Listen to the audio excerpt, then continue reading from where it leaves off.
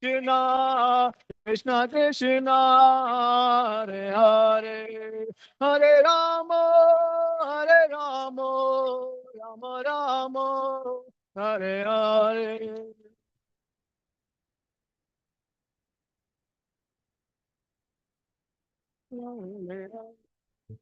Hare Rama, Hare Rama, Rama Rama, Hare Hare. Hare Krishna, Krishna Krishna, Hare Hare, Hare Rama, Hare Rama, Rama Rama, Hare Hare.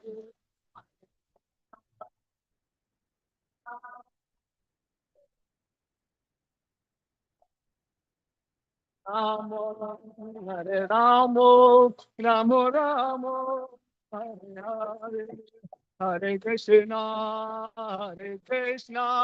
Krishna Krishna, Hare Hare, Hare Ramo, Hare Ramo, Ramo Ramo, Hare Hare.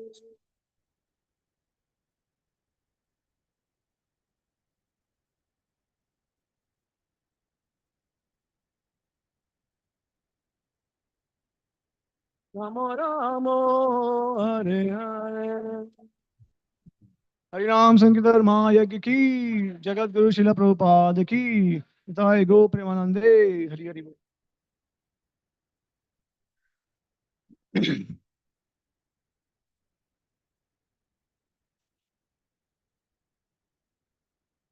Hare Krishna. ಇಲ್ಲಿ ಪ್ರವಚನ ಹಿಂದಿ ಭಾಷೆ ಇರ್ತದೆ. ಯಾರಿಗೆ ಕನ್ನಡದಲ್ಲಿ ಬೇಕು ಅವರು ದಯವಿಟ್ಟು ಅಲ್ಲಿ ಹಿಂದೆ ಹೋಗಿ ಕೂತ್ಕೋಬೇಕಾಗಿ ವಿನಂತಿ. ಅಲ್ಲಿ ಅನುವಾದ ಆಗ್ತದೆ ಕನ್ನಡದಲ್ಲಿ. ಯಾರ್ಯಾರಿಗೆ ಕನ್ನಡದಲ್ಲಿ ಬೇಕು ದಯವಿಟ್ಟು ಎದ್ದು ನಿಂತ್ಕೋಬೋದಾ ನಮ್ಮ ಜಾಗದಲ್ಲಿ? ಯಾರಿಗೆ ಕನ್ನಡದಲ್ಲಿ ಕೇಳಬೇಕು ಅವರು ಅಲ್ಲಿ ಕುರ್ಚಿ ಮೇಲೆ ಕೂತ್ಕೊಂಡ್ಬಿಡಿ ಹಿಂದ್ಗಡೆ. Hare Krishna. Okay, Prabhuji, can you display the words? CC Adi 4.56.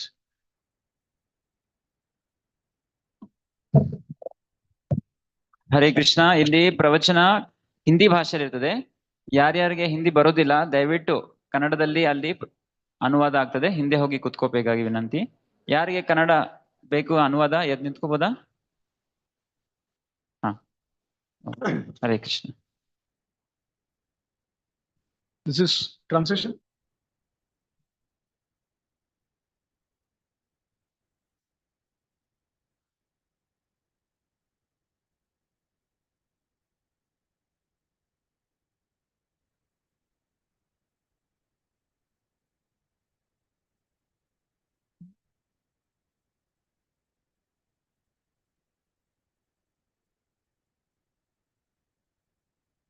Okay.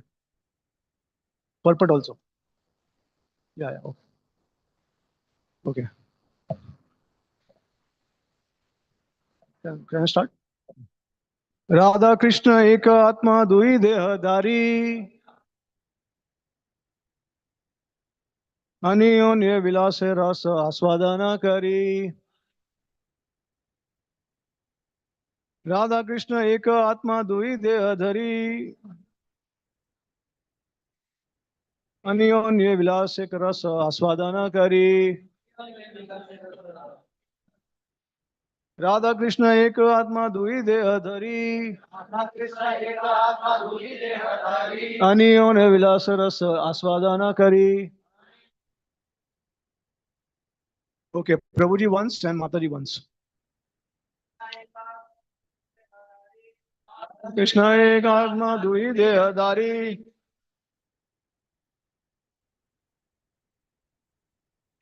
अन्योन्य विलास रस आस्वादन करी। माताजी।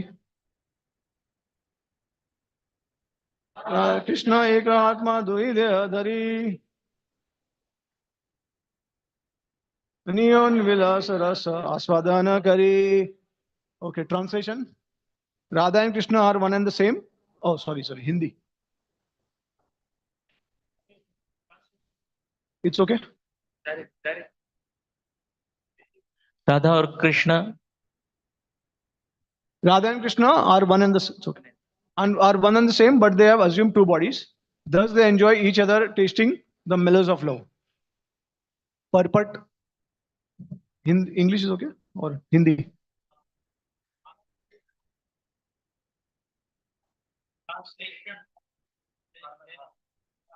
Ah, Hindi H.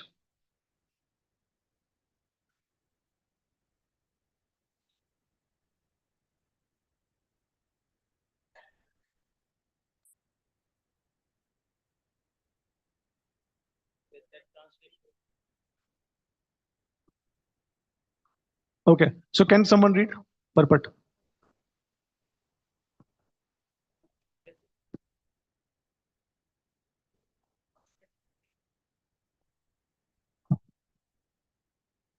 It will take some time. The true transcendentalists, Radha and Krishna, are a puzzle to the materialists. The above description of Radha and Krishna from the diary of Sri Sarupa Damodar Goswami is a condensed explanation. But one needs great spiritual insight to understand the mystery of these two personalities. One is enjoying in two. Shri Krishna is the potent factor and Srimati Radharani is the internal potency. According to Vedanta philosophy, there is no difference between the potent and potency. They are identical. We cannot differentiate between one and the other. Anyone. We cannot differentiate between one and the other any more than we can separate fire from heat. Yeah. Everything in the absolute is inconceivable in relative existence. Therefore, in relationship, therefore, in relative cognizance, it is very difficult to assimilate this truth of the oneness between the potent and the potency. The philosophy of inconceivable oneness and the difference propounded by Lord Chaitanya is the only source of understanding for such intricacies of transcendence. In fact, Radha Rani is the internal potency of Sri Krishna, and she eternally intensifies the pleasure of Sri Krishna. Impersonalists cannot understand this without the help of a Maha Bhagavad devotee. A very name Radha suggests that Srimati Radharani is eternally the topmost mistress of the comforts of Sri Krishna. As such, she is the medium transmitting the living entity's service to Sri Krishna. Devotees in the Vrindavan therefore seek the mercy of Srimati Radharani in order to be recognized as loving servitor of Sri Krishna. Lord Chaitanya Mahaprabhu personally approaches the fallen conditioned soul of the Iron Age to deliver the highest principle of transcendental relationships with the Lord. The activities of the Lord Chaitanya are primarily in the role of the pleasure-giving portion of his internal potency. The absolute personality of Godhead, Sri Krishna, is the omnipotent form of transcendental existence, knowledge, and bliss in full.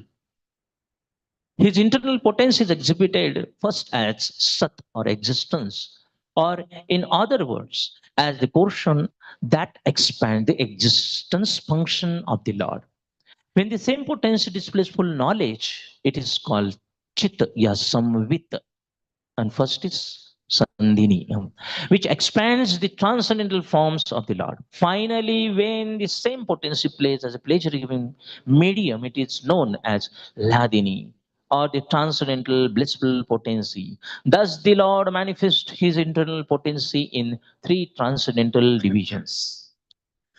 ओम अज्ञानतिमिरन्दस्य ज्ञानाञ्जलशलाकाय चक्षुरुं मिलितं येन तस्मै श्रीगुरुवे नमः श्रीचैतन्य मनोभीष्टं स्थापितं येन भूतले स्वयं रूपकदामयं ददाति स्वपदान्तिकं वन्देऽहं श्रीगुरु श्रीयुतात्पदकमलं श्रीगुरुं वैष्णवांश्च श्रीरूपं साग्रजातं सगण रघुनाथं वितं तं सजीवं साद्वैतं सावधूतं परिजनसहितं कृष्णचैतन्यदेवं श्रीराधा कृष्णपदां सगण ललिता श्रीविशाखान्वितांश्च हे कृष्णा करुणा सिंधु दीनबंधु जगतपते गोपेश गोपिका कंठ राधा कांटा नमस्तुते तप्त कंचना गौरंगी राधे वृंदावनेश्वरी विश्वानुसुते देवी प्रणमामि हरि प्रिय वाञ्छाकल्पतरुभ्यश्च कृपा सिन्धुभ्येव च पतितानां पावनेभ्यो वैष्णवेभ्यो नमो नमः। नमः ओम विष्णुपदाय कृष्णपृष्ठाय भूतले श्रीमते भक्तिवेदांत स्वामी इति नामिने।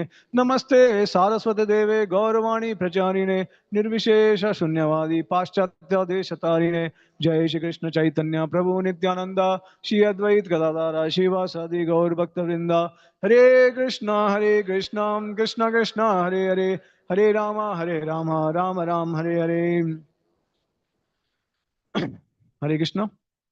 तो आज ये मेरा बहुत बड़ा सौभाग्य है कि राधाष्टमी के अवसर पर मुझे राधा रानी के ग्लोरीज के बारे में कुछ आपको प्रस्तुत करने का मौका मिला है।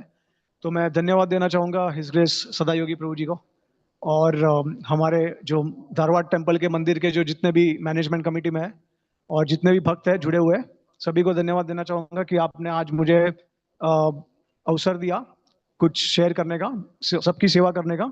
और आप सभी को भी धन्यवाद देना चाहूँगा कि आप अलग अलग जगह से आए कीमती समय निकाल के, और जो भी मैं कहूँगा वो आचार्य परंपरा के द्वारा प्रस्तुत करने की कोशिश करूँगा। और वो सिर्फ आपके लिए नहीं है लेकिन मेरी शुद्धिकरण के लिए भी है, और मैं आपका सबका आशीर्वाद और ब्लेसिंग्स चाहूँगा उसके लिए। हरे कृष्णा, हरि बोल। Okay, we have not started, so let's see. Yeah. Okay, so देखिए एक्चुअली टू बी ऑनेस्ट समय बहुत कम है, क्योंकि मैंने जो प्रिपेयर किया था वो ऑलमोस्ट 3 घंटे से ज्यादा का कंटेंट था। तो जो मुझे रियलाइज हुआ आज सुबह को जब मैंने बेलगाम मंदिर में क्लास दिया था, तो मुझे लगा कि शायद 1.5-2 घंटे के अंदर हो जाएगा, लेकिन मैं 25-30% कवर कर पाया सिर्फ, तो बहुत कुछ रह गया। सो मैं अभी भी समय हमारे पास सिर्फ 1 घंटे का है शायद, तो मैं जितना भी इंपॉर्टेंट चीज है वही आपको बताऊंगा। मैं अज्यूम करता हूँ कि सुबह को जब आपके 4 क्लासेस हुए थे तो उसमें आपने शायद बहुत कुछ कवर किया होगा। शायद लीला कवर हुआ है हमारा सुबह को, राधा रानी का लीला। अच्छा, okay okay, but yes but time is limited. So I wish कि जिस दिन रासलीला हुआ था भगवान का, तो ब्रह्मा जी का एक दिन पूरा एक्सपांड हो गया था, 1 नाइट। तो उस तरीके से अगर कुछ हो जाए तो मैं सब कुछ कवर कर सकता हूँ लेकिन शायद लग नहीं रहा ऐसा। 7:30, yes I will try my best. Okay, तो मैं मोस्ट इंपॉर्टेंट जो आपका तत्व है, जो राधा रानी का तत्व रहस्य है, वो बताता हूँ मैं आपको। फिर अगर समय बचता है तो शायद लीला कवर कर सकते हैं। ओके, तो पहली बात तो ये है कि क्या भगवान स्त्री है या पुरुष है? किसी को पता है? हाँ, कौन बोलते हैं पुरुष है? ओके, अभी पुरुष है वो पुरुष ही बोलेंगे, और स्त्री कौन बोलते हैं? सब माता दी स्त्री बोलेंगे, ठीक है। और दोनों कौन बोल रहा है? दोनों, अचिंत भेदा भेद सब कुछ पॉसिबल है, सब कुछ संभव है। अगर कुछ भी समावेश करना है तो अचिंत भेदाभेद का नाम दे देने का। तो हाँ, लेकिन ये सही बात है कि भगवान स्त्री और पुरुष दोनों है, या फिर स्त्री और पुरुष दोनों नहीं है, क्योंकि हमारे जैसे स्त्री और पुरुष नहीं है वो। उनका स्वरूप जो है वो सच्चिदानंद स्वरूप है, ठीक है। तो उनका आत्मा, उनका शरीर वो एक ही है। हमारे को कितना शरीर है? हमारे पास कितना शरीर है? हाँ, 2 शरीर है बराबर। जो भौतिक शरीर जो बाहर हम देख रहे हैं, और अंदर सूक्ष्म शरीर है, ठीक है। तो अभी हम कौन है? भगवान के बारे में तो हमने जाना कि स्त्री पुरुष दोनों है, वो मैं आपको एक्सप्लेन करूंगा थोड़े टाइम में। लेकिन हम कौन है? सोल है हम। तो भगवान आत्मा नहीं है क्या? भगवान परमात्मा है, राइट। तो हम कौन है लेकिन फिर? जीवा। अच्छा, तो जीवा किस तरह डिफाइन किया जीवात्मा को?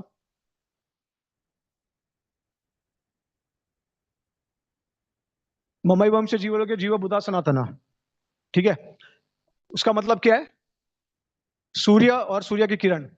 तो सूर्य के किरण के समान हम लोग हैं, particles, part and parcels of the supreme Lord. अंश, अंश मतलब अगर आप सूर्य की एक किरण को लोगे तो क्वालिटी सेम है सन और रेज में, लेकिन क्वांटिटी में इनफाइनाइट डिफरेंस है, ओके। तो हम लोग वो है। तो हम लोग कौन से कैटेगरी में आते हैं? हम किरण, हाँ मतलब शक्ति है हम, ठीक है। तो हम सभी स्त्री है, हम सभी स्त्री है, स्त्री सब माता जी हंस रहे हैं, उनको अच्छा लगा बात। हम सभी स्त्री है, हम लोग भी स्त्री है। आप तो हो ही, लेकिन हम भी है। क्यों? क्योंकि शक्तिमान और शक्ति, ये समझना है हम लोग को। इसके हिसाब से हम लोग डिसाइड करेंगे मेल और फीमेल क्या होता है। सिर्फ जो भौतिक शरीर है उसको देख के डिसाइड नहीं कर सकते कौन मेल है कौन फीमेल है। अब आपको पता ही है कि हम लोग अगले जीवन में शायद पुरुष जो है वो स्त्री बन सकते हैं, और स्त्री जो है पुरुष बन सकते हैं, है ना, या जानवर बन सकते हैं, कुछ भी। तो फिर ये तो एक क्षणिक डेजिग्नेशन है। तो हमारा जो अस्तित्व है सनातन रूप से वो शक्ति का है। ओके, और कौन सा शक्ति है? हम कौन से शक्ति में आते हैं? तटस्थ शक्ति, ठीक है। तो भगवान की कितनी शक्तियां है? कितनी है? 3। कौन सी है? अंतरंग, बहिरंग और तटस्थ। तो बहिरंग मतलब एक्सटर्नल, एक्सटर्नल एनर्जी, जैसे पूरा प्रकृति है, ठीक है, पूरा ब्रह्मांड देख रहे हैं आप, जड़ तत्व, वो उसको बोलते हैं बहिरंग शक्ति। उसके अंतरंग शक्ति को क्या बोलेंगे हम? इंटरनल एनर्जी, मतलब जो आपके अंदर है एनर्जी, वो अंतरंग शक्ति है। और हम लोग जो है वो कौन है? हम लोग बीच के लोग हैं, ना इधर के ना उधर के। तो जैसे उदाहरण के तौर पे अगर आप कोई बीच पे जाओगे, तो बीच पे पानी होता है बहुत, समुंदर का, और बीच का एक पोर्शन होता है जहां पे सैंड भी होता है और पानी भी होता है, क्योंकि उसके वेव्स आते हैं, उसको गीला करते हैं और वापस चले जाते हैं। तो एक लैंड का पोर्शन होता है जो गीला होता है, ठीक है, लेकिन उसको हम पानी भी नहीं बोल सकते समुद्र का, और हम उसको लैंड भी नहीं बोल सकते सैंड का। तो इसका मतलब है तटस्थ, बीच का है वो। अब हमको ऐसा बीच का क्यों रखा है लटका हुआ? क्योंकि हम लोग चूज कर सकते हैं कि हमको मटेरियल वर्ल्ड में जाना है या स्पिरिचुअल वर्ल्ड में जाना है, ये चॉइस है हमारे पास, ठीक है। तो इसके लिए तटस्थ शक्ति हम लोग उसमें आते हैं कैटेगरी में। तो अब जो मेल और फीमेल है वो कैसे डिसाइड होता है? नॉर्मली जो शक्ति होती है उसको हम फीमेल का डेजिग्नेशन देते हैं, ओके। और जो मेल होता है उसको हम शक्तिमान होता है, उसको हम मेल का डेजिग्नेशन देते हैं। तो ये रियल डेफिनेशन है। तो क्योंकि भगवान जो है वो 2 फॉर्म में एग्जिस्ट करते हैं, जैसे मैंने आपको पहले पूछा कि भगवान कौन है, स्त्री या पुरुष है, तो वो दोनों है। तो एक पुरुष के फॉर्म में किस फॉर्म में एग्जिस्ट करते हैं? कृष्णा। और स्त्री के रूप में राधा रानी। लेकिन बात समझने की आपको यह है कि भगवान कृष्ण जो है वो ईश्वर तत्व है। ईश्वर तत्व मतलब जो सबको कंट्रोल करते हैं। और राधा रानी जो है वो कौन है? शक्ति तत्व है, भगवान की अंतरंग शक्ति है। जैसे शक्तिमान, जो अभी देखिए शक्तिमान कब बोलते हैं? जब शक्ति होगी। तो शक्ति नहीं है तो शक्तिमान कैसे हो सकते हैं, राइट? तो अगर हम काफी लोग ऐसा कहते हैं कि हम भगवान बन सकते हैं, है ना, लेकिन काफी लोग बोलते हैं कि जो परम सत्य है वो ब्रह्म है, ब्रह्म। अब भगवान में से शक्ति निकाल देंगे तो क्या बचेगा? भगवान से शक्ति माइनस कर दीजिए, सब निकाल दीजिए, तो भगवान क्या हो जाएंगे? हाँ, ब्रह्म। भगवान ब्रह्म हो जाएंगे। शक्ति नहीं है, no attributes, no qualities, nothing, zero. तो ब्रह्मन हो गए भगवान, ठीक है। तो इसके लिए ये बहुत जानना जरूरी है, क्योंकि जब हम पर्सनालिटी की बात करते हैं, है ना, तो 100% उसके साथ शक्ति होती है। अगर शक्ति नहीं है तो वो ब्रह्म हो जाएंगे, ठीक है। तो हमारे श्रुति और स्मृति में बहुत जगह पे इसके बारे में वर्णन है। परस्य शक्ति विविधैव श्रूयते, जैसे श्रुति में कहा गया है कि भगवान की अनेकों शक्ति है। तो अब देखिए भगवान जो है ना, अम, अगर भगवान ब्रह्म है, परम सत्य अगर ब्रह्म है, तो भगवान मतलब परम सत्य को लगता है कि उनको उनको आनंद नहीं आता, वो बोर हो जाते हैं कि मैं अकेला क्या करूं ब्रह्म होके। इसके लिए श्रुति में श्लोक दिया है जो तैत्रीय उपनिषद है, और जो चांदोग्य उपनिषद है उसमें ऐसा बताया गया है, सो अकामयत बहुश्याम प्रजा ये यति। ये तैत्रेय उपनिषद में बताया गया। चांदोग्य उपनिषद में भी ऐसा बताया गया है कि तद ऐक्षत बहुश्याम प्रजा ये यति। उसका मतलब क्या है कि भगवान को ब्रह्म रहना पसंद नहीं है, मतलब जो परम सत्य है। तो वो क्या सोचता है, let me become many, I desire to become many. इसका श्लोक का मतलब यह है। तो ये सबसे बड़ा प्रमाण है जो विश्वास करते हैं कि हम ब्रह्म है या हम भगवान बन सकते हैं। तो उनको ये कह सकते हो आप कि भगवान खुद ही बोर हो जाते हैं भगवान का अस्तित्व में, ब्रह्म के अस्तित्व में। इसके लिए वो रस का आस्वादन करना चाहते हैं। तो इसके लिए फिर तैत्रेय उपनिषद में रसो वैसा करके लिखा है कि जो भगवान होते हैं उनको रस का आदान प्रदान करना होता है जीव के साथ, तब उनको सबसे ज्यादा आनंद मिलता है। ठीक है, तो ये रस कभी कर सकते हैं आदान प्रदान जब शक्ति होगा तब। ठीक है, तो इसके लिए शक्ति होना बहुत जरूरी है, वरना भगवान ब्रह्म हो जाएंगे। ओके, सो तो अभी आपको समझ में आ गया कि शक्ति, शक्तिमान, मेल फीमेल क्या है। ओके,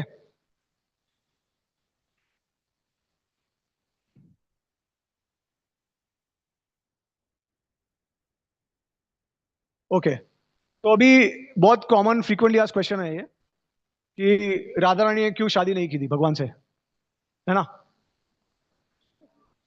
बहुत लोग पूछते हैं बाहर से कि भगवान ने इतने टाइम उनके साथ लीला की, लेकिन फिर शादी क्यों नहीं राधा रानी के साथ। अच्छा, आपने कभी ऐसा सुना है कि आदमी जो होता है वो खुद से शादी करता है? ऐसा सुना है कभी? अच्छा, ऐसा आदमी है? अच्छा, वो उसने खुद से शादी की। हाँ, अच्छा, ओके। तो शादी में कितने लोग गए थे? बहुत लोग गए थे, धूमधाम से हुई शादी। ओके, अच्छा। शादी किसके बीच में होती है वैसे? दो लोगों के बीच में होती है ना। तो फिर आप बोल रहे हैं कि एक ही एक आदमी उससे शादी कर रहा है, कैसे पॉसिबल है वो? शादी करने की जरूरत ही क्या है फिर? देखो, मेरा पॉइंट ये है कि मैंने जब आपको कहा कि अंतरंग शक्ति है भगवान, राधा रानी जो है वो भगवान कृष्ण की अंतरंग शक्ति है। तो सवाल ही कैसे उठता है कि शादी भगवान करे उससे, है ना।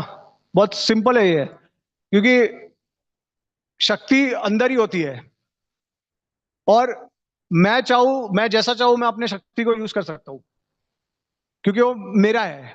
उसी प्रकार से सब भगवान के हैं, तो भगवान जो चाहे वो कर सकते हैं।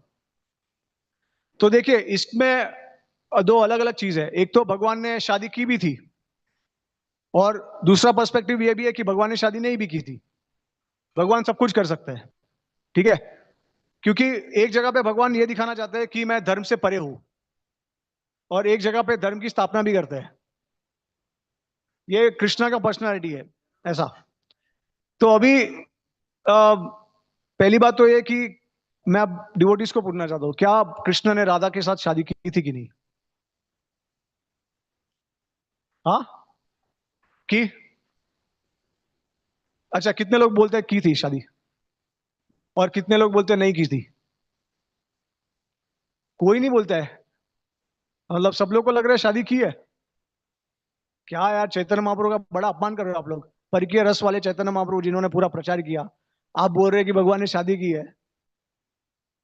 Oh my God.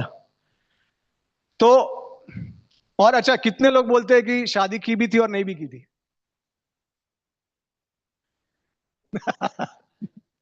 अचिंत्य भेदाभेद तत्व। तो मैं आपको बताता हूं कि देखिए, जब शास्त्र में वर्णन है, जब भांडीर वन में भगवान थे, तभी ब्रह्मा जी ने दोनों का शादी विवाह कर दिया था, बाहर की दृष्टि से, ठीक है, लीला में।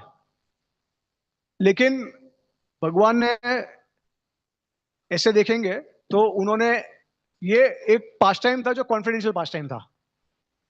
लेकिन अगर देखेंगे, अगर आप भागवत के हिसाब से जाओगे तो भगवान ने शादी नहीं की थी। ओके, तो हम ये अज्यूम कर लेते हैं। अभी हमको देखिए, शादी की है तो कोई प्रॉब्लम नहीं है, तो कुछ भी कर सकते हैं, है ना। लेकिन शादी नहीं की है तो कैसे किया भगवान ने? तो ये डाउट है, अब इसको क्लियर करते हैं हम लोग। तो देखिए, पहली बात तो ये कि जो गोपियां थी ना, वो कौन थी? किसी को पता है गोपियां कौन थी? हाँ, नहीं सुनाई नहीं दे रहे। अच्छा, एक्सपांशन ऑफ राधा रानी, सब गोपियां। तो हमारे आचार्य बोलते हैं कि आ, दो प्रकार की गोपियां होती है, एक साधना सिद्ध और एक नित्य सिद्ध। तो सब गोपियां जो है राधा रानी के एक्सपांशन नहीं होते, उसमें जीव तत्व भी होते हैं जो साधना करते हैं। और फिर जैसे अभी उदाहरण के तौर पे दंडकारण्य फॉरेस्ट जो है, राम भगवान ने जहाँ पे लीला की है, तो उधर के जो ऋषिगण थे, उनको भगवान राम को देख के काम वासना जाग उठी थी, और भगवान श्री कृष्ण को गोपाल के फॉर्म में वर्शिप करते थे पहले से ही। तो उनको चाहिए था कि भगवान के साथ मधुर रस का आस्वादन करें। तो राम भगवान ने क्या कहा कि मैं एक पत्नी व्रत हूं, इसके लिए मैं ये जन्म में आपका इच्छा पूरा नहीं कर सकता हूं, आपको दूसरा जन्म लेना पड़ेगा, जब आपको आपका कृष्णा जो है वो आपका सेटिस्फाई फुलफिल करेगा। ठीक है? तो वो ऋषिगण जो थे, जिनको भगवान से पहले ही लगाव हो गया था, काम वासना हो गई थी, वो आए बन के गोपी, मुनिचारी गोपीस बोलते हैं उसको, मुनिचारी गोपी, और श्रुतिचारी गोपी करके। अब इसके बारे में आपने कभी शायद सुना नहीं होगा, क्योंकि आप सोचेंगे कि श्रुति कैसे गोपी हो सकती है, श्रुति मतलब शास्त्र। लेकिन आध्यात्मिक जगत में सब जो भी चीज होती है उसका कोई ना कोई एक पर्सन होता है, पर्सनालिटी होता है। तो श्रुति भी एक पर्सनालिटी है, और जो श्रुति है उसको भगवान के प्रति मधुर रस का आस्वादन करने का इच्छा हो गया। तो उन्होंने भी साधना की, उन्होंने भी तप किया, उसके बाद जाके वो गोपी बने। तो इसको क्या क्या कहते हैं? श्रुतिचारी गोपी, श्रुतिचारी गोपी। ठीक है? अब ये आपको अभी समझा कि ये कौन है। ये चाहते थे कि भगवान के साथ संबंध जोड़ना है हमको, उनके साथ हमको रासलीला करनी है, उनके साथ मधुर रस का आस्वादन करना है। ठीक है? ये हो गए साधना सिद्ध गोपी। जो नित्य सिद्ध गोपी, जैसे प्रभु जी कह रहे थे कि राधा रानी का विस्तार है सब, जैसे कृष्णा और राधा रानी जो है अंतरंग शक्ति है, वैसे राधा रानी अपने आप को विस्तार करती है। ललिता, विशाखा, तुंग विद्या, रंग देवी, सुदेवी, तो अंतरंग शक्ति का विस्तार होता है इस तरीके से। तो ये उसी का एक बोल सकते हैं कि उसी का विस्तार है राधा रानी का, मतलब अभिन्न है एक तरीके से। तो अब देखिए क्या हुआ था। पहले तो ये हम समझ सकते हैं कि जब भगवान कुछ लीला करते हैं तो वो आत्मा के स्वरूप में करते हैं। मतलब भगवान ये नहीं देखते कि कौन गोपी, कौन मेल है कौन फीमेल है, भगवान आत्मा को देखते हैं, ये समझना जरूरी है। और जैसे कि भगवान ने बोला है कि ममाई वंश जीवलों के जीवा पुत्र सनातन है, सब लोग मेरे ही अंश है। तो भगवान अपने ही अंश के साथ, अपने ही एनर्जीज के साथ, अपनी शक्तियों के साथ कर रहे हैं जो उनको करना है वो। ठीक है? अभी धर्म की स्थापना भगवान कैसे करते हैं देखिए। हालांकि भगवान को कोई धर्म लागू नहीं होता, क्योंकि भगवान कंट्रोलर है। भगवान डिसाइड करते हैं क्या धर्म है क्या अधर्म है, और उसका फल स्वरूप क्या होगा वो डिसाइड कौन करता है? आप कुछ एक्टिविटी, एक्शन करोगे, उसका रिएक्शन आपको मिलेगा। तो वो रिएक्शन देने वाला कौन है? भगवान। तो डिसाइड करने वाला कौन है कि क्या मिलेगा क्या नहीं मिलेगा, कब मिलेगा, कितना मिलेगा? भगवान डिसाइड करने वाला है ना। तो भगवान को कैसे कर्म लागू हो सकता है? भगवान उससे परे है। तो एक तरीके से भगवान बाहरी की दृष्टि से ऐसा दिखाते हैं कि वो धर्म से परे है, लेकिन साथ साथ में धर्म की स्थापना कैसे करते हैं अब हम देखेंगे। तो ऐसा बताया गया आचार्यों ने कि भगवान की योगमाया शक्ति होती है ना, वो इस गोपियों के डुप्लीकेट फॉर्म्स बना लेती है, डबल, जैसे उनका एक्सपांशन हो गया। तो ये जो गोपियां है वो अपने हस्बैंड के साथ घर में ही रहती है, वो भगवान के साथ नहीं जाती है। तो भगवान के साथ रासलीला करने कौन जाता है? जो आध्यात्मिक शरीर जिसका है, गोपियों का जिनको प्राप्त हुआ है, वो आध्यात्मिक शरीर में भगवान के साथ रासलीला करने जाते हैं। तो उनके हस्बैंड को तो ऐसा लगता ही नहीं है कि गोपियां किधर गई है, उनको यही पता होता है कि वो मेरे पास ही है। तो जब हस्बैंड को ही प्रॉब्लम नहीं है तो भाई आपको क्यों प्रॉब्लम है इतना? हस्बैंड को पता है कि सब गोपियां मेरे साथ ही है, कोई नहीं है। तो इस तरीके से भगवान एक तीर से दो शिकार मारते हैं, ठीक है। जो हर लीला में करते हैं, कुछ ना कुछ सीख मिलता है। तो गोपियां हस्बैंड के साथ में भी है और कृष्ण भगवान के साथ में भी है। एक ये हो गया। दूसरा है कि गर्ग संहिता में ऐसा लिखा गया है कि जब ब्रह्म विवमन लीला हुआ था भगवान का, उस समय में जो ग्वाल थे वो कौन थे? सब कृष्ण ही थे, है ना।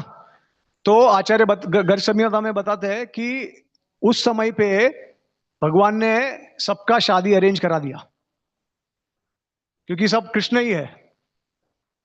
तो शादी किससे हुई? हो गई ना।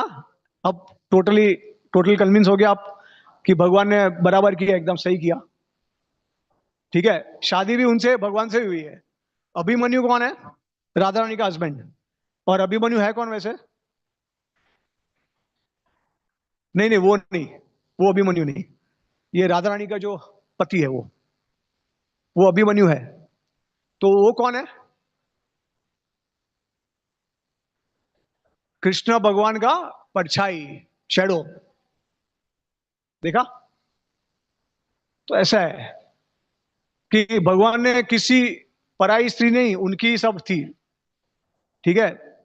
और ऐसे हमारे गायत्री मंत्रों में वर्णन है कि ये जो गायत्री मंत्र क्या है, सनातन रूप से पहले से ही है। ऐसा नहीं है कि कृष्ण भगवान की लीला होने के बाद गायत्री मंत्र का प्राकट्य हुआ था। जैसे काम गायत्री है, या जो भी कृष्ण मंत्र है, गोपाल मंत्र है जो है, तो उसमें ऑलरेडी भगवान के कॉन्सेप्ट का नाम है, ठीक है। उसका मतलब क्या है कि भगवान का संबंध उनके साथ सनातन रूप से है। ये तो सिर्फ जब पृथ्वी पे आते हैं तभी वो ऐसा लीला करते हैं, वैसे तो उनके ही सब है। क्योंकि गायत्री वेद एक ही है, ओमकार वेद गायत्री, ये सनातन रूप से होता है। इसका कभी निर्माण नहीं होता है कोई पॉइंट ऑफ टाइम पे। ये आपको पता है कि नहीं? श्रुति और वेद और गायत्री ये सनातन रूप से है। ऐसा नहीं है कि किसी समय में ये बताया गया, कहा गया है। ब्रह्मा जी के जब उन्होंने ये सृष्टि का निर्माण किया, उस समय भगवान उनको ज्ञान देते हैं। और ये हर जब भी क्रिएशन होता है तभी भगवान को ये ज्ञान मिलता है, ब्रह्मा जी को ज्ञान मिलता है। तो इस तरीके से हम समझ सकते हैं कि भगवान हमेशा धर्म ही करते हैं। बाहर से हमको लगता है कि अधर्म है, लेकिन हर लीला में भगवान धर्म की स्थापना करते ही है, ठीक है।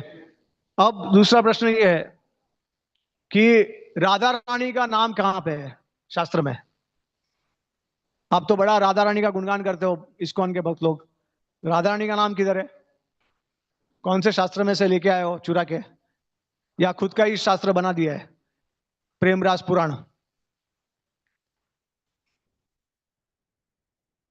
तो श्रीमद् भागवतम में राधा रानी का नाम है। श्रीमद् भागवतम का एक श्लोक है जिसमें हम लोग कोट करते हैं वो श्लोक, कि हम कहते हैं कि इसमें ये राधा रानी का नाम है, ठीक है। अब हम देखेंगे कि राधा रानी का नाम असली में है कि नहीं है। तो श्लोक क्या है? अनया राधितो नु नाम भगवान हरिरीश्वर यन्नो व्याय गोविंद तो यामनयत रह। ओके, ये 10th canto 30th chapter verse 28 उसका है ये। तो ये कब श्लोक बोला जाता है? जब रासलीला होता है और भगवान सबको छोड़ के राधा रानी के साथ में चले जाते हैं, तो तब ये श्लोक बोला जाता है कि दिखाने के लिए कि एक गोपी है जिसके लिए भगवान ने सारे गोपियों को छोड़ दिया। ओके, इसका मतलब क्या है? अगर किसी एक गोपी के लिए भगवान सब गोपी को छोड़ देते हैं, उसका क्या मतलब हुआ? कि वो सबसे बड़ी है, सबसे महान गोपी है, या भगवान का सबसे ज्यादा अटैचमेंट वो गोपी से है ना। तो ये गोपी कौन है? कैसे पता आपको राधा रानी है? कोई और नहीं हो सकती।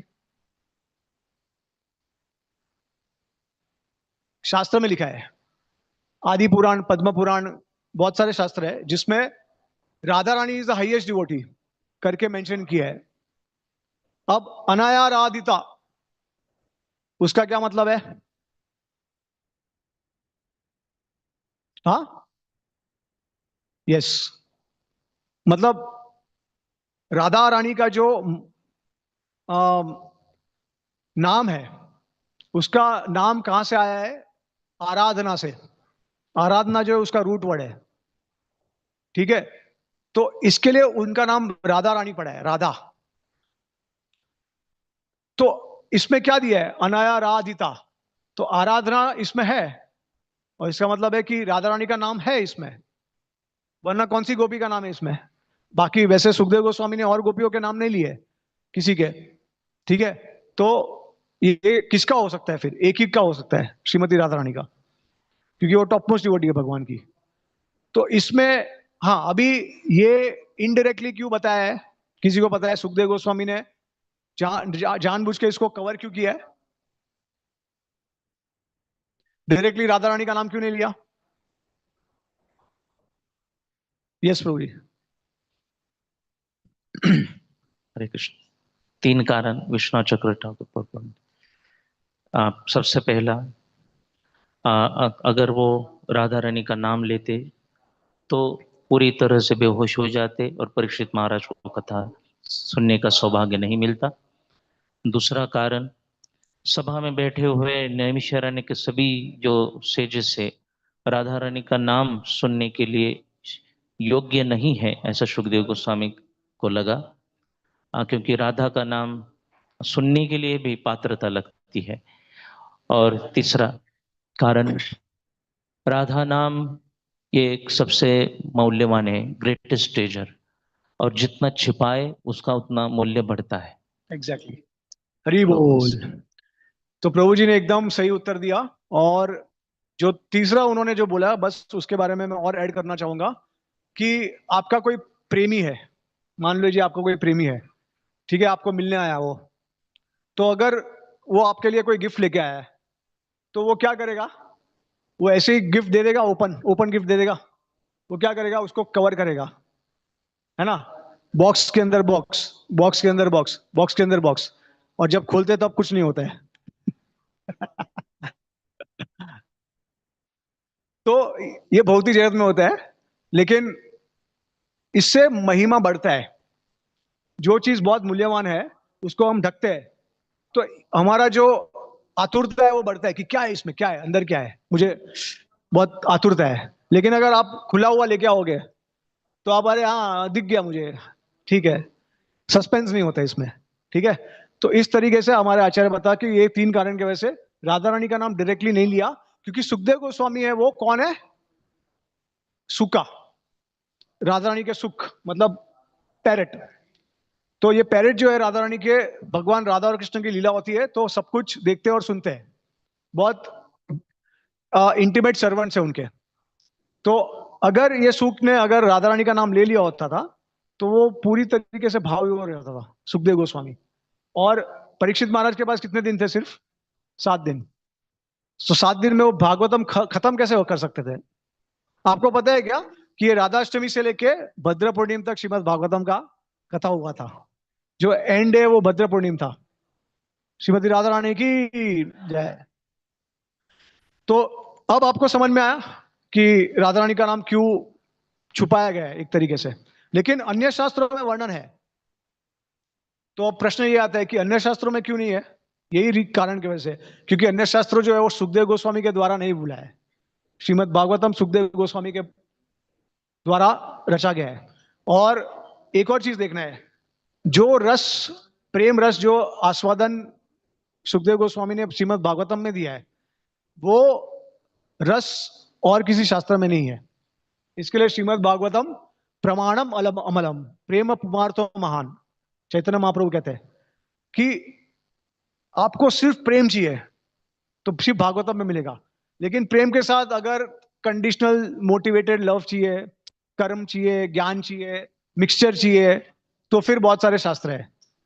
ओके, तो सिर्फ श्रीमद भागवतम ऐसा एक शास्त्र है जो पूरी तरीके से सिर्फ प्रेम को प्रमोट करता है।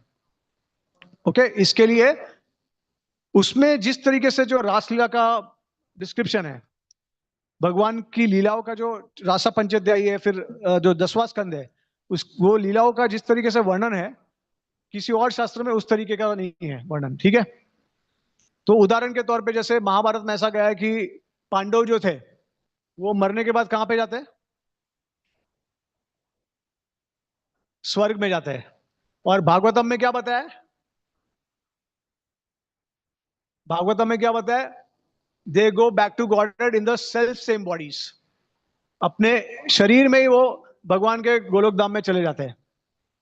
तो अभी आप सोचेंगे कि दो अलग अलग चीज है, अगेन अचिंत भेदा भेद।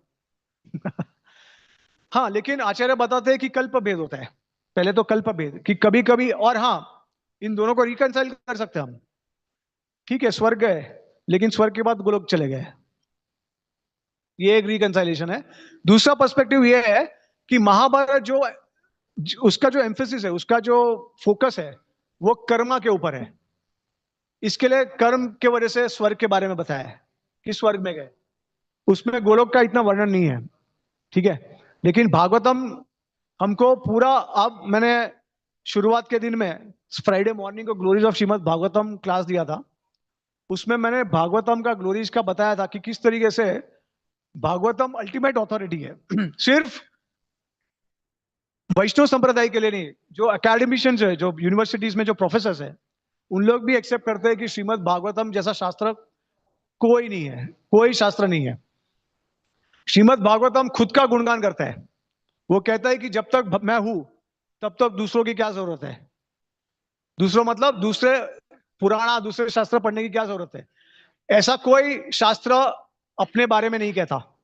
फिर भागवतम अपने बारे में कहता है कि मैं सूर्य हूं, मैं सूर्य के समान हूं, और कोई शास्त्र ऐसा नहीं कहता कि मैं सूर्य के समान हूं। हालांकि श्रीमद् भागवतम के जितने भी कॉम्पिटिटर्स है, जो पुराण है, वो श्रीमद् भागवतम का गुणगान करते हैं। तो ऐसा बहुत डिटेल में है, अगर वो समय होगा तो हम ले सकते हैं वो topic. But in short, Shrimad Bhagavatam जो है इसके लिए टॉप मोस्ट अथॉरिटी है, क्योंकि टॉप मोस्ट गोल बताता है श्रीमद् भागवतम। बाकी जो शास्त्र है ना, उसमें हमारा जो प्रश्न और उत्तर होता है वो लिमिटेड है। फॉर एग्जाम्पल लिंग पुराण, तो लिंग पुराण में जो प्रश्न होते हैं वो क्या होते हैं कि हे ऋषिगण, हमें कृपया करके हमें लिंग के महिमा के बारे में बताइए, उतना ही होता है। तो ऐसे अलग अलग तमसिक राजसिक शास्त्र में इसी प्रकार के प्रश्न होते हैं। ठीक है, तो अगर कल उठ के आपके पास कोई आता है और आपको अगर पूछता है कि मुझे आप इंजीनियरिंग के बारे में बताइए, ठीक है, तो क्या आप उसको ये बताएंगे कि जन्म मृत्यु जरावासी से छुटकारा पाओ? नहीं ना, आप इंजीनियरिंग का ज्ञान दोगे उसको। या फिर कोई भी टॉपिक लेके कोई आपके पास आएगा तो आप उसको वही टॉपिक का ज्ञान दोगे, लेकिन आप ये नहीं बताओगे उसको कि एक्चुअली में रहस्य क्या है इस दुनिया का।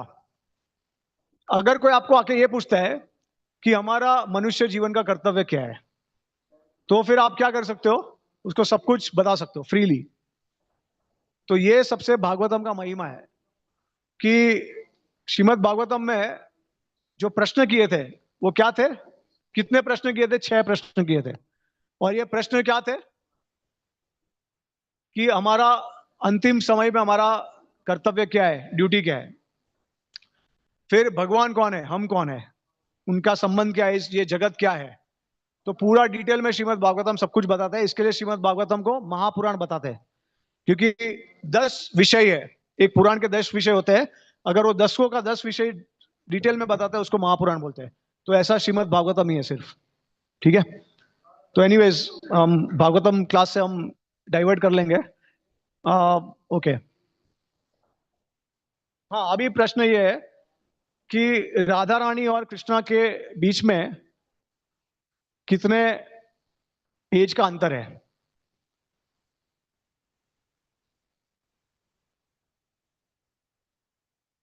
कोई बता सकता है? राधा रानी का एज कितना है? ओके 14.5 आप बोल रहे, क्या बोल रहे थे? हाँ, 1 year लेस देन 15 days। अच्छा, ओके।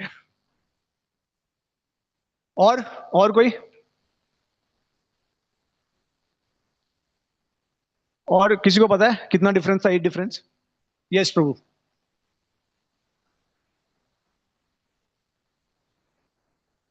अच्छा, प्रभु जी ने एक नया डायमेंशन खोल दिया। उन्होंने कहा कि Radha Rani was elder than Krishna. Okay, ठीक है, वी अप्रिशिएट। बट अच्छा, अभी मैं ये कहूं कि आप सभी सही हो, अचिंत भेदाभेद। और वाकई में आप सभी सही हो। जैसे प्रभु जी ने कहा कि 14 इयर्स मंथ, जो भी मंथ है और जो भी डेज है, प्रभु जी ने कहा कि 1 year 15 days। हालांकि शिला प्रभुपाद जी बार बार बोलते हैं 15 days younger than Krishna, but Prabhu ji ने 1 साल उसमें और ऐड कर दिया, तो ठीक है, वो भी हम एक्सेप्ट कर सकते हैं। और प्रभु जी ने कहा कि एल्डर है।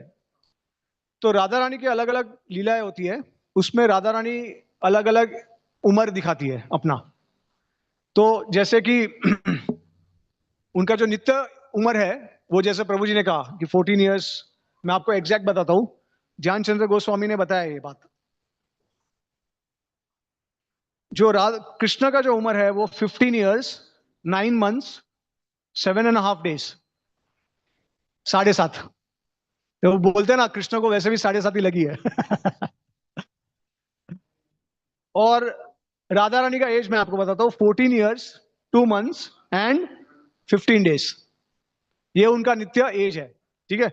श्रील रूप गोस्वामी राधा कृष्ण गौड़देश दीपिका में कहते हैं कि Radha Rani is eternally 15 years of age. Okay. कोई कोई लीला में ऐसा होता है कि जैसे रूप गोस्वामी ललित माधव में राधा रानी का आविर्भाव के बारे में पूरा लीला बताते हैं। किसी डिवोटी ने शेयर किया वो लीला कि विंध्याचल पर्वत होता है, हो गया वो लीला आपने शेयर किया? Not yet, okay. तो वो लीला में अगर आप देखेंगे तो एक्चुअली में कृष्ण के प्राकट्य होने के तुरंत 1-2 दिन के बाद में ही राधा रानी का भी जन्म हो जाता है। तो एक तरीके से 1-2 दिन का भी बोल सकते हैं हम। और एक लीला ऐसा है जहां पे राधा रानी जो है वो किशोरी फॉर्म में है और कृष्ण जो है बेबी फॉर्म में है। तो बहुत बारिश होती है ब्रज में। एक बार नंद महाराज जो है वो लेके जाते हैं, शायद आपने किसी ने भक्ति पुरुषोत्तम महाराज के बुक में पढ़ा होगा वो। तो ये शास्त्र में है। तो वहां पे राधा रानी का उम्र कृष्ण से ज्यादा होता है। हालांकि रस के लिए राधा रानी का उम्र कम होना चाहिए, ठीक है। तो ये हमारे आचार्य उसका नित्य स्वरूप जो है वो 14 साल 2 महीना और 15 दिन बताते हैं, ठीक है। अच्छा, अभी कृष्ण जो है वो वृंदावन छोड़ के जाता है मथुरा, राइट? तो बट ऐसा कहा गया है कि वृंदावन परित्यजम पादम एकम न गच्छति, कि वृंदावन में से एक कदम भगवान आगे रखते नहीं है व्रज से, राइट? तो कौन जाता है फिर मथुरा द्वारका? एक्सपांड, वसुदेव कृष्ण जाते हैं, राइट? तो ये वसुदेव कृष्ण जो है वो कृष्ण के विस्तार है।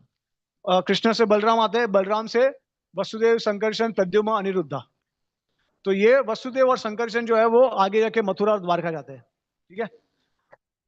अब ये अगर इसका रहस्य आपको जानना है सब, कि मथुरा द्वारका से भगवान कब आते हैं, ये कल के लिए हम उसको रखेंगे।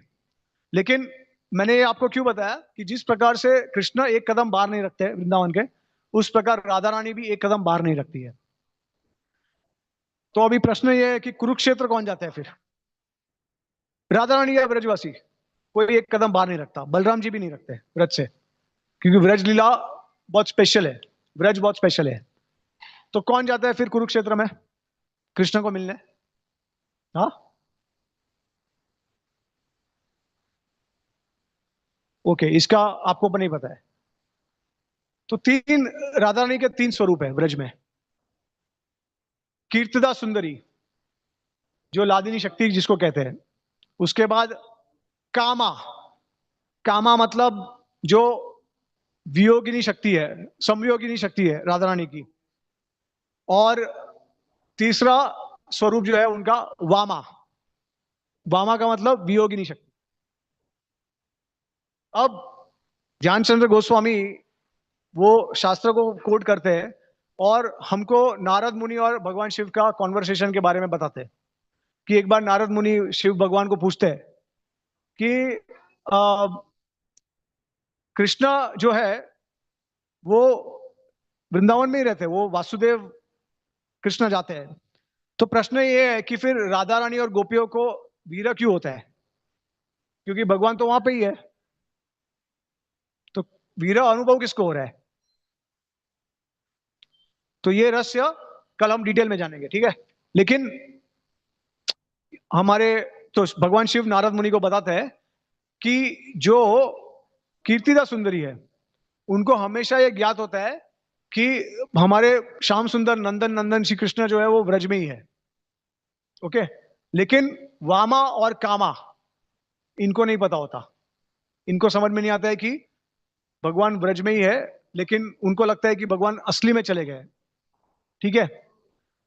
अब क्या होता है, प्रश्न ये है कि फिर राधा रानी को किस प्रकार का वीर होता है कीर्तिदा सुंदरी को।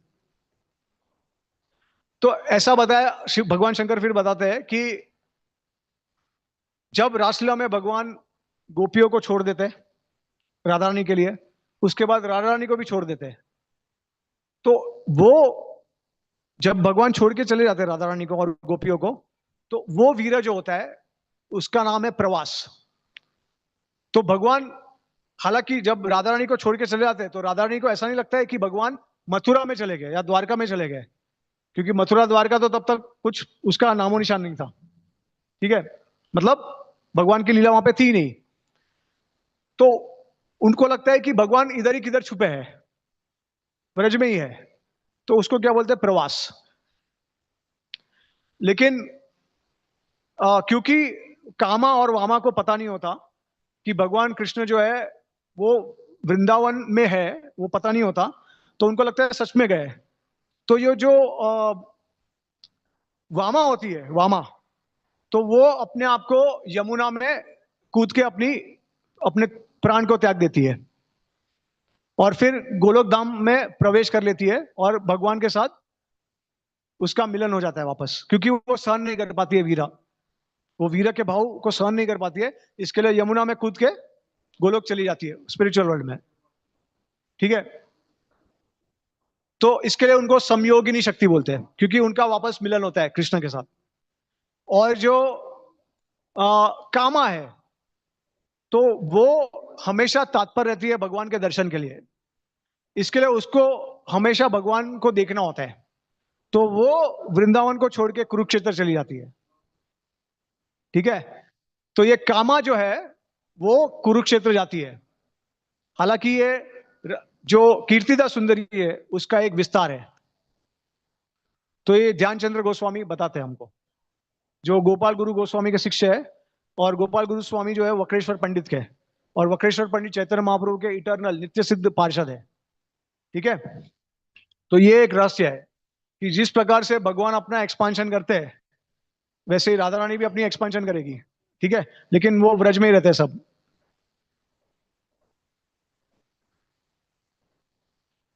तो एक लीला मैं आपको शेयर कर सकता हूं आपके साथ कि वैसे तो राधा रानी का आविर्भाव अलग अलग कल्प में अलग अलग तरीके से हुआ है। शिला प्रभुपाद जी ने एक लेक्चर में मॉन्ट्रियल में 1968 में ऐसा कहा था कि राधा रानी एक बार विश्वानु महाराज जो थे वो खेती करने गए थे और उनका हल लेके, और जब वो हल को जमीन पे खोद रहे थे तब वहां से एक कमल से राधा रानी का प्राकट्य हुआ। ठीक है। अब तो हिज होलीनेस राधानाथ स्वामी महाराज ये लेक्चर सुनते हैं, मतलब ये लेक्चर उनके लेक्चर में ये शेयर कर रहे हैं कि एक बार मैंने प्रभुपाद जी का लेक्चर सुना और प्रभुपाद जी ने ऐसा बताया कि राधा रानी का प्राकट्य ऐसे हुआ। तो राधानाथ स्वामी महाराज कहते हैं कि शायद मुझे लगा कि शायद प्रभुपाद कंफ्यूज हो गए, वो सीता मैया का जो प्राकट्य है वो इस तरीके से हुआ है। आपको पता है ना, सीता इसके लिए बोलते हैं उनको, हल का जो सबसे आगे का जो भाग होता है उसको सीत बोलते हैं। तो उनको लगा कि ये सीता मैया के साथ शायद प्रभुपाद ने मिक्स कर दिया। लेकिन बाद में थोड़े समय के बाद जब महाराज पढ़ रहे थे लीला अलग अलग, तो पद्म पुराण में उन्होंने सेम लीला पढ़ी। तो फिर उनको रियलाइज हुआ कि नहीं, प्रभुपाद इज परफेक्ट, लीला प्रभुपाद की। तो आप अलग अलग लीलाएं सुनोगे, उसका प्रमाण शास्त्र में है। तो ऐसा नहीं है कि एक लीला आपने बताई तो वो झूठी है, पता नहीं आपने खुद से ही बना के उसको क्रिएट किया और बना दिया, ऐसा नहीं होता है। शास्त्र में अलग अलग पुराण, अलग अलग उसमें जगह पे अलग अलग स्टोरी है। तो एक ये स्टोरी है। तो अभी मैं जो स्टोरी शेयर करने वाला हूँ वो श्रील रूप गोस्वामी के ललित माधव में है, जिसमें ऐसा होता है कि हिमालय पर्वत की पुत्री कौन है? पार्वती। उनके हस्बैंड कौन है? भगवान शिव, महादेव। तो विंध्याचल जो पर्वत है उसको एक बार जलन हो जाता है कि हिमालय पर्वत की पुत्री उसके हस्बैंड महादेव, तो मुझे भी ऐसा एक कोई तो पुत्री चाहिए जिसका हस्बैंड महादेव को भी डिफीट कर सके बैटल में। तो वो ब्रह्मा जी का तपस्या करते हैं। अभी आपको पता ही है कि ब्रह्मा जी और महादेव जो है उनके पास अगर एकदम तप करके जाएंगे तो वो खुश हो जाते हैं, फिर दे देते हैं, तथास्तु करके इच्छा पूरी करते हैं। तो उन्होंने तप किया और उन्होंने प्रसन्न किया उनको। तो ब्रह्मा जी आए, उन्होंने कहा कि ठीक है, मैं आपको वर देता हूं कि आपकी पुत्री जो होगी उसका हस्बैंड जो होगा वो भगवान महादेव को परास्त कर देगा युद्ध में। फिर देने के बाद ब्रह्मा जी सोच में पड़ गए कि अरे ये मैंने क्या किया, भगवान महादेव को कौन परास्त कर सकता है, मैंने तो गलती कर दी। फिर उनको रियलाइज हुआ कि हाँ, अभी तो कृष्णा का समय है आने का। तो हाँ हाँ हाँ, कृष्णा जो है वही महादेव को परास्त कर सकते हैं। तो ऐसी लीलाएं भी है हमारे श्रीमद् भागवतम में, जहाँ पे भगवान कृष्ण जो है महादेव को परास्त करते हैं, उनको बचाते भी एक बार। तो फिर ब्रह्मा जी ने कुल हाँ, अब वापस थोड़ा कंफ्यूजन में पड़ गए कि अरे, लेकिन भगवान कृष्ण की जो कॉन्सेप्ट है, उनकी जो इटर्नल कॉन्सेप्ट है, वो तो राधा रानी है, और राधा रानी तो इटर्नली कीर्तिदा और विश्वानु की पुत्री है। तो अब मैं क्या करूं? फिर वो सोचते हैं कि ठीक है, चलो मैं राधा रानी को प्रसन्न करता हूं, उनको कन्विंस करता हूं। तो फिर वो ब्रह्मा जी अभी तप करने लगते हैं राधा रानी को आह्वान करने के लिए कि अब राधा रानी बचा ले मुझे इस धर्म संकट से। तो फिर बाद में राधा रानी का मेडिटेशन करते हैं, उनको प्लीज करते हैं। फिर राधा रानी प्रकट होती है और वो ब्रह्मा जी का सब सुन लेती है दुख। तो फिर राधा रानी कहती है कि डोंट वरी, सब कुछ पॉसिबल है, भगवान की लीला में सब कुछ पॉसिबल है। तो राधा रानी उसको तथास्तु बोलती है, नो प्रॉब्लम। अब क्या होता है, राधा रानी क्या करती है कि पहले से ही कीर्तिदा और जो चंद्रभानु है, चंद्रभानु से चंद्रावली आती है, उनके पिताजी है। तो राधा रानी और चंद्रावली दोनों जन्म ले लेते हैं, मतलब अंदर गर्भ में होते हैं। कीर्तिदा और ये चंद्रावली की जो माता है, उनका नाम मैं भूल गया, तो उनके माता के गर्भ में पहले से ही आ जाती है वो। और जिस प्रकार से बलराम जी का ट्रांसफर होता है वुम से, देवकी के वुम से वो रोहिणी के वुम में उसका वुम ट्रांसफर हो जाता है ना, उसी प्रकार से राधा रानी क्या करती है, मदर कीर्तिदा और उनके मदर से वो विंध्याचल के जो पत्नी होती है उनके वुम में ट्रांसफर कर लेती है। तो दोनों पर्पस सॉल्व हो गए, है ना, दोनों एक साथ हो गया काम। तो एक तरीके से यशोदा कीर्तिदा की भी पुत्री हो गई और विंध्याचल की भी पुत्री हो गई। ये होने के बाद जो कृष्ण का जन्म थोड़े ही दिन पहले होता है, ठीक है। तो जब कंस जो है, मतलब वसुदेव जो है, वो योग माया को लेके आते हैं अदला बदली करके। फिर कंस आता है और कंस मारने का प्रयास करता है। तो योग माया जो है वो महामाया में प्रकट हो जाती है, क्योंकि कंस जो है वो एक असुर है, और असुर जो है वो उनको योग माया के दर्शन नहीं होते, क्योंकि योग माया भगवान की अंतरंग शक्ति है। तो भगवान बहिरंग शक्ति को प्रकट करते हैं, या परछाई को, महामाया।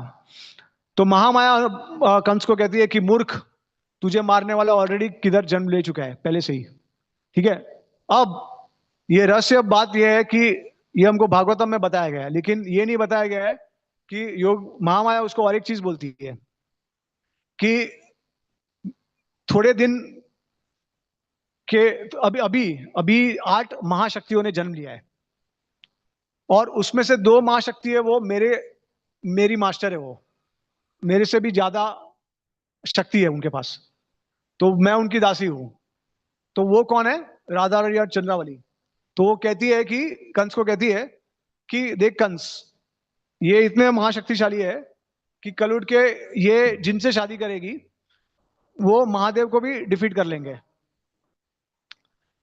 तो कंस को लालच आ जाता है। पहले तो कंस से ही देखिए, भगवान शिव से ही सब असुर लोग जो होते हैं वो सब बूंद लेते हैं। लेकिन जब उनको उसको पता चलता है कि अरे ब्रह्मा जी ने उनको ऐसा बेनिडिक्शन दिया है, तो वो ऐसा सोचने लगते हैं कि क्यों ना मैं महादेव को भी डिफीट कर दूं। तो असुर वृत्ति होती है ये। देखिए, ये ग्रेटिट्यूड नहीं होता है असुरों में, तो जिससे प्राप्त हुआ उसी को मार देते हैं। तो कंस ने अपने पिता को भी बंदी बना दिया था, है ना। तो इस तरीके से कंस बाप पूतना को बुलाता है, फिर पूतना को कहता है कि ये जितने भी बालक है उनका सबका वध कर दो जाके, और जितनी भी बालिका है उनको सबको मेरे पास लेके आओ जिन्होंने अभी जन्म लिया है। तो फिर पूतना जो है वो उड़ के जाती है और वो देखती है कि जो विंध्या विंध्या है वो और उनकी पत्नी एक यज्ञ करते हैं, और उसके लिए उन्होंने ब्राह्मण को बुलाया होता है।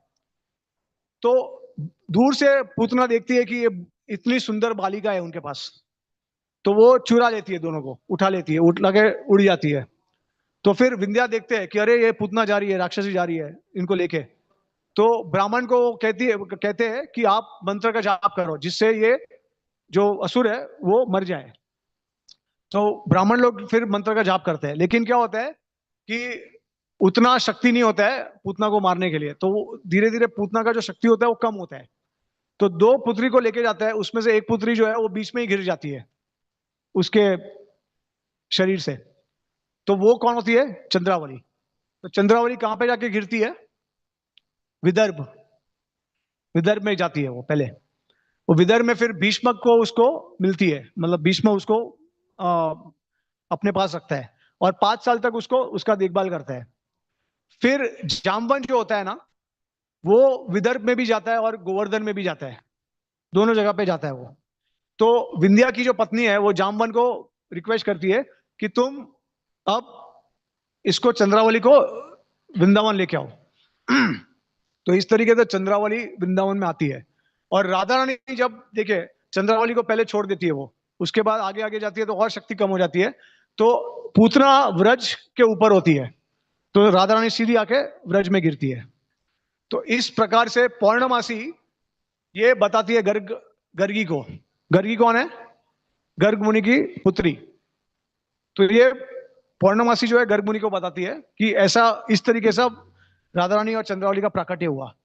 और फिर जब राधा रानी गिरती है तो पौर्णमासी को समझ में आ जाता है कि ये कौन है, तो वो उसको ले लेती है और फिर उसका व्रज में पालन पोषण होता है।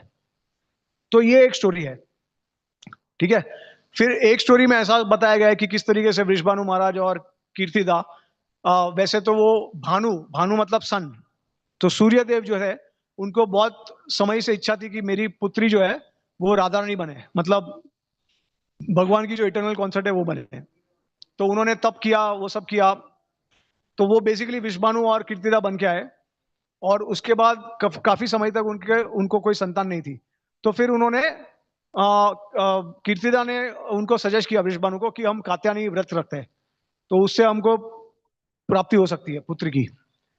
तो फिर उन्होंने कात्यायनी व्रत जब शुरुआत की तो काफी तप किया दोनों ने, कुछ खाते नहीं थे और बहुत कठिन तप किया उसके लिए। तो फिर उनको एक अंदर से आवाज आया कि आपको अगर आपकी जो कामना पूरी करनी है, पहले उसके लिए आपको शुद्ध होना पड़ेगा, और कानों के द्वारा आपको शुद्ध होना पड़ेगा। और इसके लिए आपको हरे कृष्णा कृष्णा कृष्णा हरे हरे, हरे राम राम राम हरे हरे, ये मंत्र उसको उनको दिया, ठीक है। अब ये मैं सच बोल रहा हूँ, ऐसा नहीं है कि हमने घुसा दिया हरे कृष्ण महामंत्र को। यही मंत्र दिया उन्होंने, क्रतु मुनि ने विश्वानु महाराज को। मतलब उनको उनको पहले कहा, उनको अंदर से जो आया कि आपको ये मंत्र लेना पड़ेगा, तो वो क्रतु मुनि के पास जाते, क्रतु मुनि उनको ये मंत्र देते हरे कृष्ण महामंत्र का। ठीक है, तो ये हरे कृष्ण महामंत्र का जप करते फिर दोनों, और उसके बाद कात्यायनी देवी प्रकट होती है उनके सामने और उनको पूछती है कि आपकी क्या इच्छा है। तो फिर वो कहते हैं कि हमारी ये इच्छा आपको ऑलरेडी पता है। तो फिर कात्यायनी देवी जो है वो एक गोल्डन ओवल शेप का बॉक्स देती है विश्वानु और कीर्तिदा को, और उसके अंदर श्रीमती राधा रानी होती है। तो इस तरीके से राधा रानी का अलग अलग स्थान पे अलग अलग समय पे जन्म होता है, और उनका जो प्राकट्य स्थान जो है वो क्या है, कहाँ पे, वो रावल में। तो भक्ति सिद्धांत ठाकुर कहते हैं कि उनका रावल में प्रकट्य हुआ है। तो उसी प्रकार से ऐसा होता है कि देखिए, अब ये प्राकट्य जो है वो भौतिक जगत में हुआ है, लेकिन गोलोक में भी राधा रानी का प्राकट्य होता है। अभी आप बोलेंगे कि प्रभु जी गोलोक में तो सुना है कि सब सनातन रूप से है, जन्म नहीं होता है, किसी का मृत्यु नहीं होता है, तो राधा रानी कब पैदा हो गई, है ना? तो ये भी एक रहस्य है। जैसे उदाहरण के तौर पे हम राधा कुंड जाते हैं स्नान करने के लिए, राधा रानी की कृपा प्राप्त करने के लिए, लेकिन राधा कुंड जो है भगवान की लीला में पहले से ही है। राधा रानी ने क्या शर्त रखी थी भगवान के सामने कि अगर आप ये करोगे तो ही मैं पृथ्वी पे जाऊंगी। क्या शर्त रखी थी? गोवर्धन, यमुना और वृंदावन, ये तीन जब होंगे तो कृष्ण ने कहा कि तुम्हारा सुनने के पहले ही मैंने उनको ऑलरेडी भेज दिया उधर। तो अब गोवर्धन तो नित्य है, तो गोवर्धन नित्य है, और राधा कुंड कहां पे आया है? गोवर्धन में। तो कृष्ण, अभी देखिए राधा कुंड की लीला आपको पता है ना, राधा कुंड का प्राकट्य कैसे हुआ। अरिष्टासुर का वध किया भगवान ने, और उसके बाद राधा रानी ने जो मानसी गंगा से जो जल लेके आ रही थी सब गोपियां लाइन बना के, उसका उन्होंने कुंड बनाने की कोशिश की, राइट? वो राधा कुंड और श्याम कुंड हो गया। लेकिन उसके पहले भी भगवान की लीला राधा कुंड में होती थी, क्योंकि वो नित्य स्थान है। तो इसको कैसे समझे हम? तो इसका आचार्य बताते हैं कि देखिए, अच्छा कितने भक्त जो हमारे यहां से गोवर्धन राधा कुंड ब्रज में गए? अच्छा, सबको याद है आप गए हो?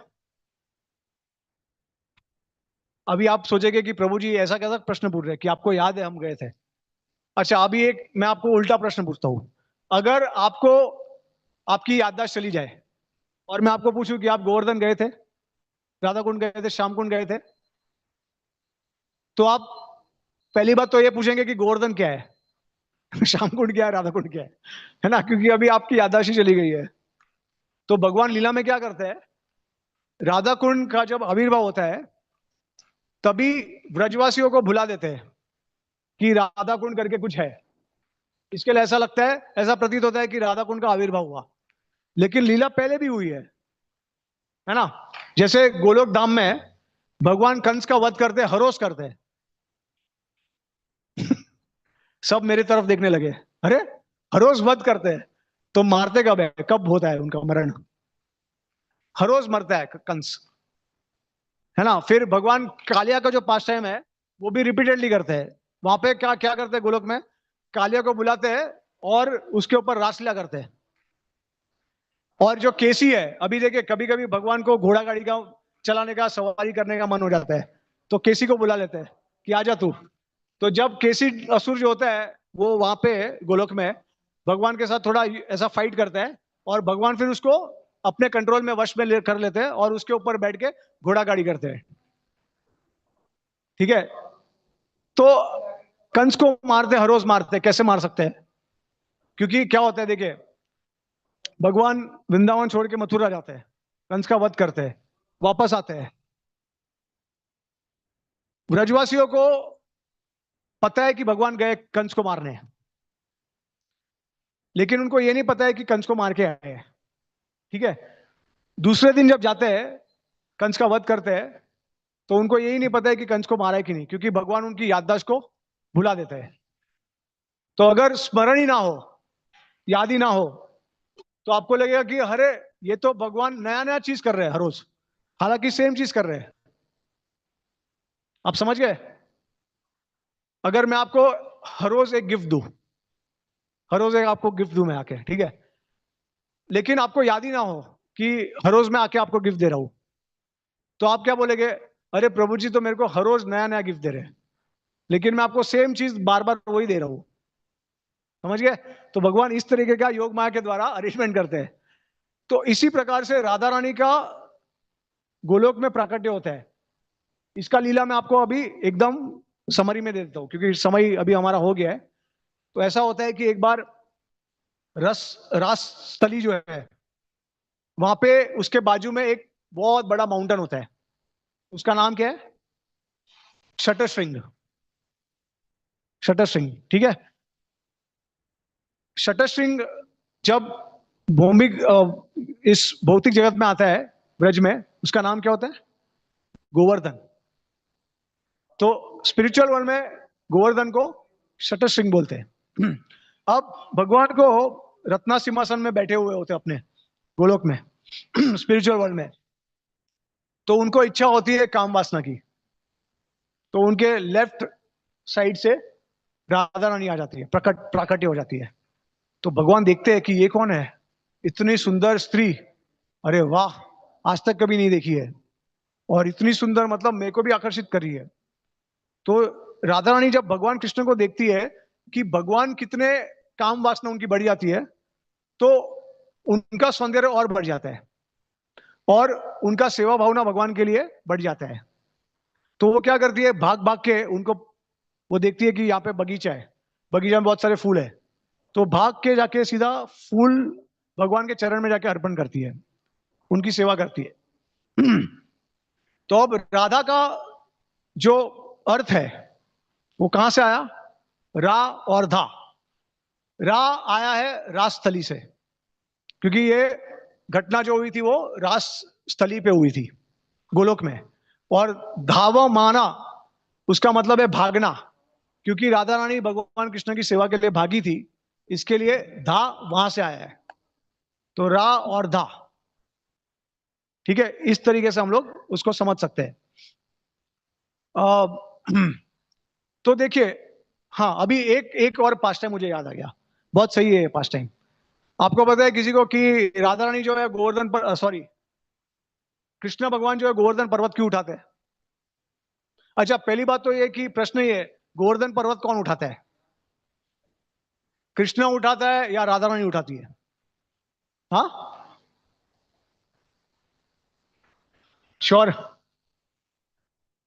अच्छा, कौन, कितने लोग कहते हैं कृष्ण उठाते हैं, कितने लोग कहते हैं राधा रानी उठाती है? अच्छा, सही है, अभी तो हर चीज में सब लोग एग्री करेंगे। और कितने लोग कहते हैं दोनों उठाते हैं? देखिए, आपको एक रहस्य बताता हूँ कि कार्तिक का जो महीना होता है ना, वो राधा रानी का गुणगान है पूरा, फुल। आप कोई भी लीला ले लीजिए, दामोदर लीला भगवान ने क्यों की? राधा दामोदर क्यों कहते हैं? यशोदा ने बांधा क्या राधा रानी कृष्ण को? अच्छा, ये दूसरा प्रश्न है, किसने बांधा कृष्ण को? राधा रानी ने बांधा या यशोदा मैया ने बांधा? हाँ, यशोदा मैया ने। और राधा रानी, कौन कहता है राधा रानी ने बांधा? अभी सब बोलने लगे दोनों दोनों, अचिंत्य भेदाभेद, सब दोनों दोनों। सीख गए? नहीं, लेकिन अभी दोनों नहीं है, ठीक है। हाँ, बोलिए प्रभु जी।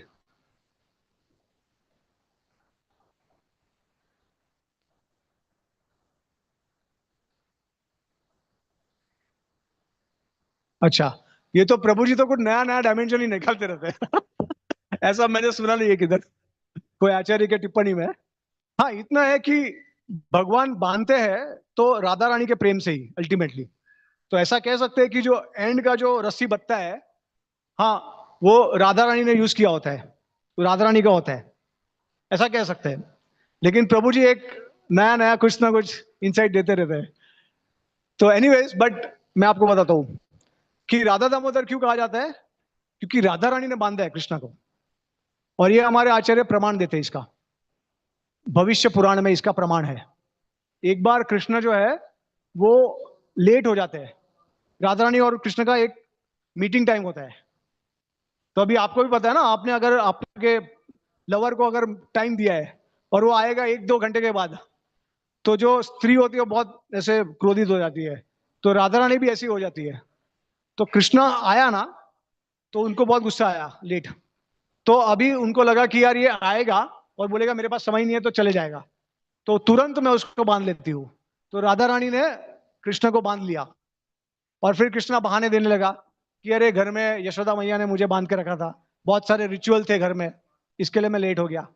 इसके लिए राधा रानी ने कृष्ण को बांध लिया। तो इसके लिए राधा दामोदर लीला बोलते हैं। ठीक है, समझ में आ गया। दूसरा बात यह है कि दामोदर लीला हुआ, यशोदा ने भी चलो मान लीजिए उन्होंने भगवान को बांधा, वो भी सच है। जो मधुर रस में है उनके लिए राधा रानी ने बांधा, जो वात्सल्य भाव में उनके लिए यशोदा ने बांधा।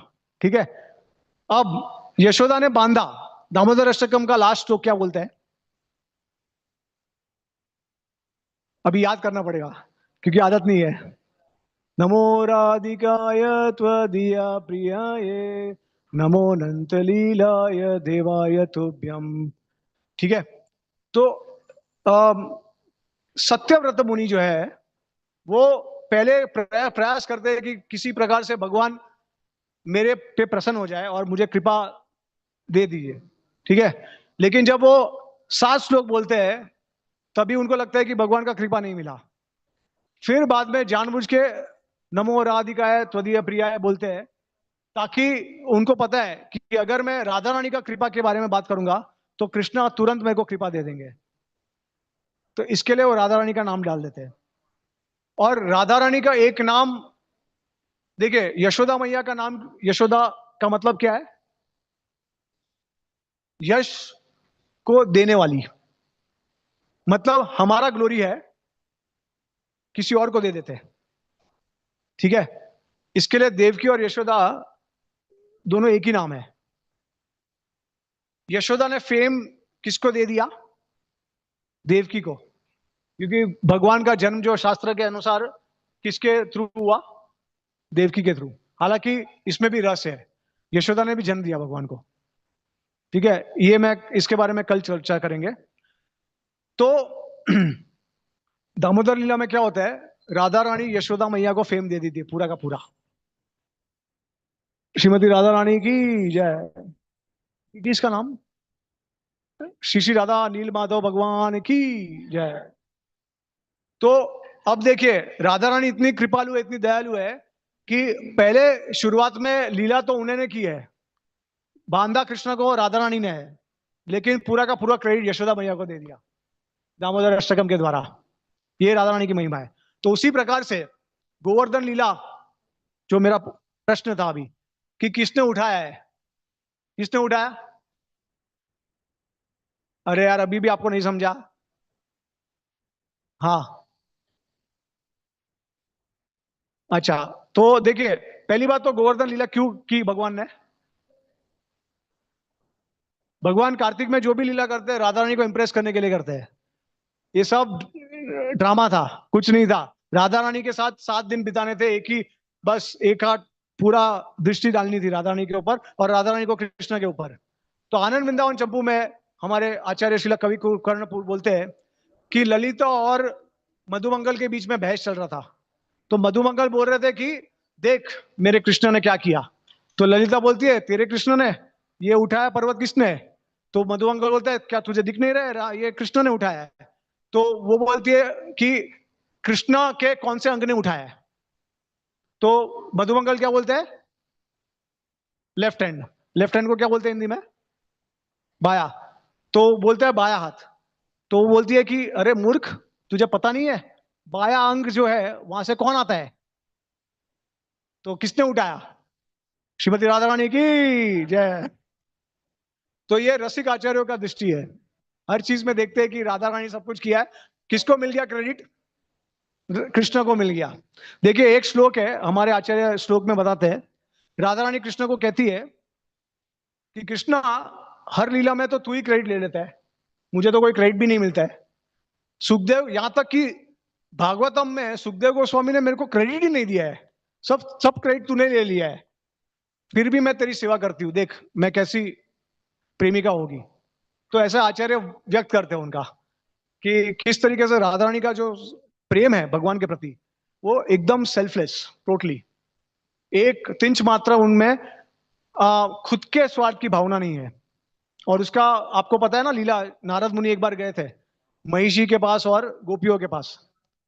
तो कृष्णा को एक बार हेडेक हो गया था, हेडेक, सरदर्द, बीमार हो गए थे उसकी वजह से। तो उन्होंने क्या किया, आयोडेक्स दिया उनको जाके, नहीं। तो उनका इलाज क्या था, उन्होंने कहा कि नारद मुनि को जानना था कि सबसे श्रेष्ठ कौन है भगवान के भक्त में से।